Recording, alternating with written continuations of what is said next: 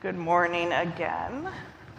What a fabulous Pride Sunday we got to have together last week. If you didn't get a chance to be with us last week, we sang many musical theater songs and ate tasty rainbow cupcakes that Amy made. And it was a very joyous time. This week, we celebrate the feast day of the Reverend Dr. Pauli Murray. And it's always intimidating to have to talk about Pauli Murray because words really fail to explain how incredible this powerhouse was. Pauli Murray, if you haven't heard, which would surprise me if you've been coming here every year. Pauli Murray rewrote the rules as a Black iconoclast feminist lawyer turned priest who was both a pioneer and a prophet. She started with the law, then took to the classroom, where it was probably not that well air-conditioned, to blow out their candles and papers. And finally mounted the pulpit to say her piece in her effort to change the world.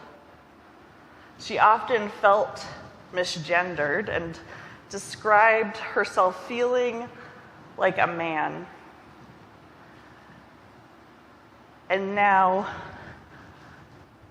many people guess that Pauli Murray might identify as non-binary if they were alive today.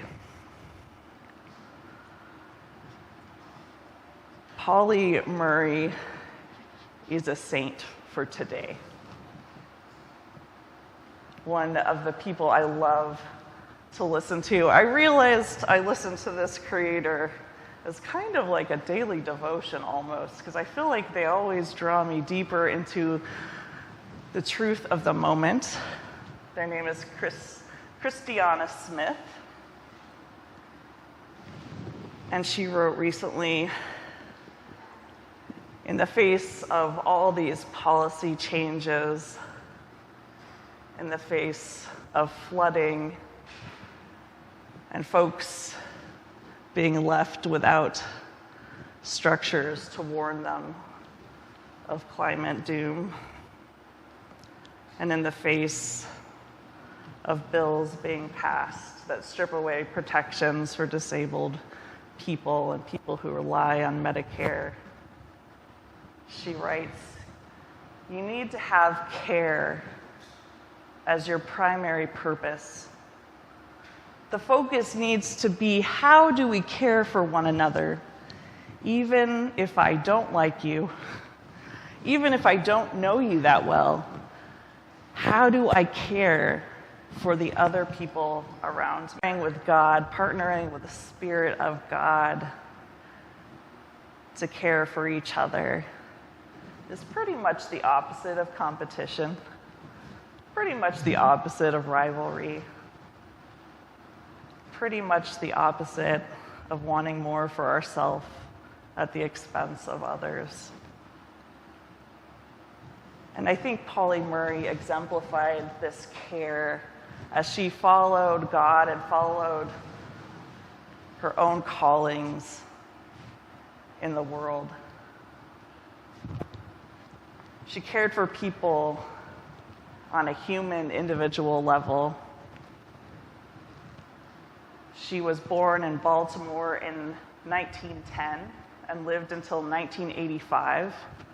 So she overlapped with most of us in the room, which is, I think, always an interesting thing about whose lifetimes have we overlapped with. But in 1910, and through much of her childhood, her grandmother was still alive, and her grandmother had lived experiences of slavery.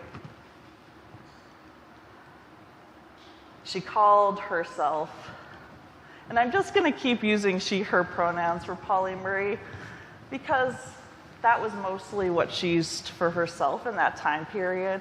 Many people have different opinions about that, and that's a-okay with me. But I just got to choose something.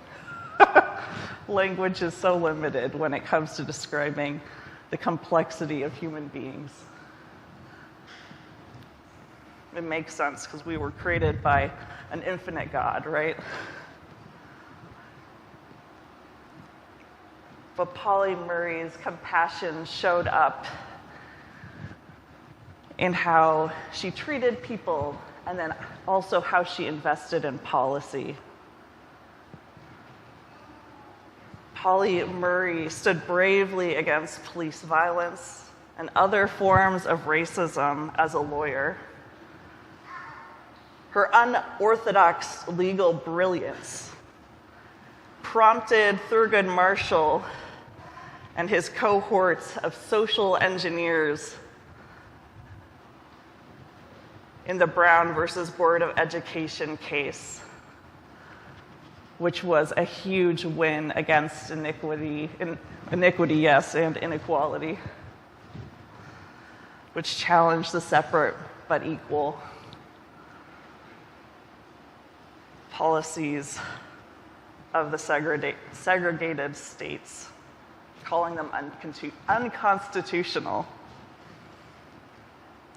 And she also coined the phrase Jane Crow,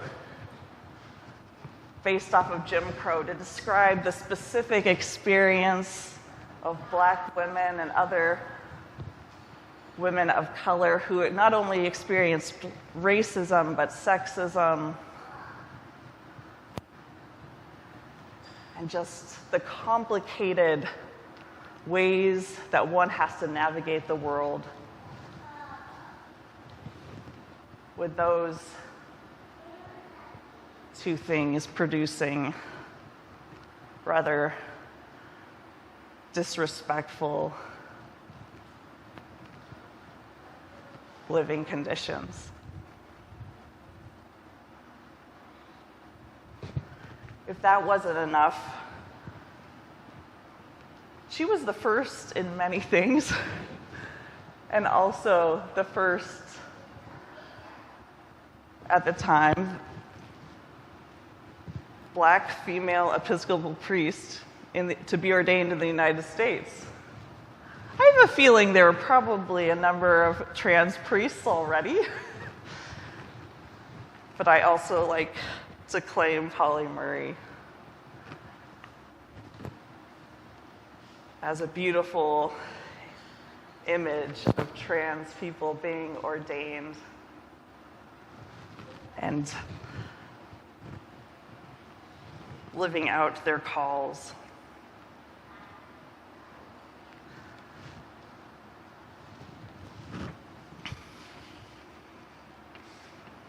Thinking about Pauli Murray's life, there's just so many facts. I feel like we could just have like a Jeopardy time about Pauli Murray, and maybe that's what we'll do next year, so you don't have to hear me say the same things about Pauli Murray every year. I hope I say something a little different. I feel like a Jeopardy board is in our future, because like, you will know so much. But I see just so many examples about care. Caring for people through policies that shape how people are treated. And caring for people's spirits, their hope, their internal life that informs how they live and move in the world. And I imagine Pauli Murray saying our baptismal covenant with us in that great cloud of witnesses every time we say and we commit to respecting the dignity of every human being and treating every person as though they were Jesus.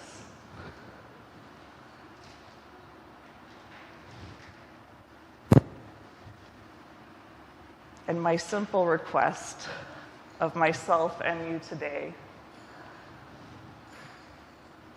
is that when your thoughts start going to a place of wanting to punish evildoers,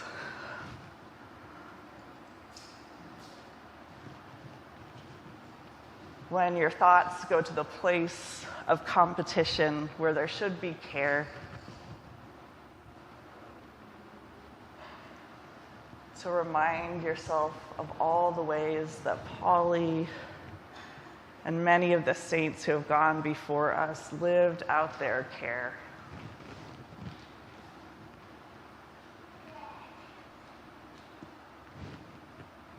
We have many ways, small and large, we live out our care for each other here. And if healthcare protections for vulnerable people are stripped back, if people's needs are even greater,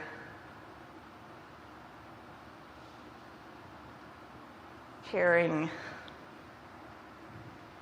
will be and is no simple thing. Right now, we care for each other by showing up, by giving each other rides, by bringing each other meals, by praying for each other, by listening to the things that grieve each other's hearts.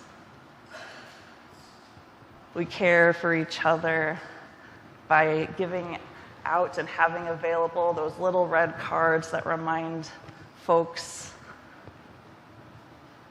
of their protections under the law when it comes to immigration.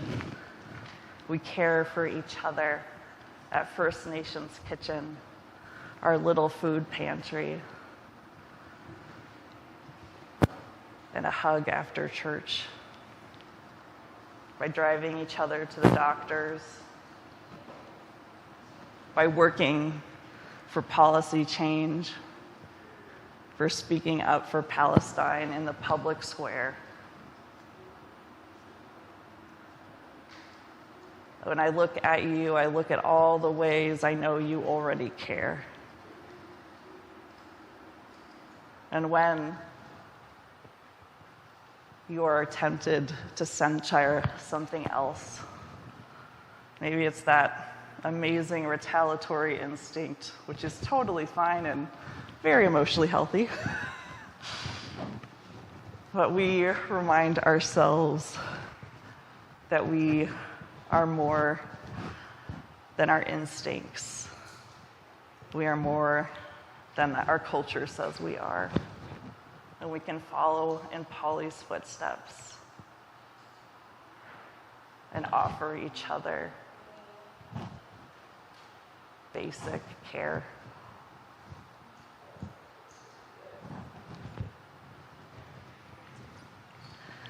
May we love each other in simple and uncomplicated ways, in policies that treat everyone with dignity and respect. And in the deep listening, in the deep seeing, in the deep hearing each other's loves, pains, and tech problems. That shouldn't be the end of my sermon, but it is.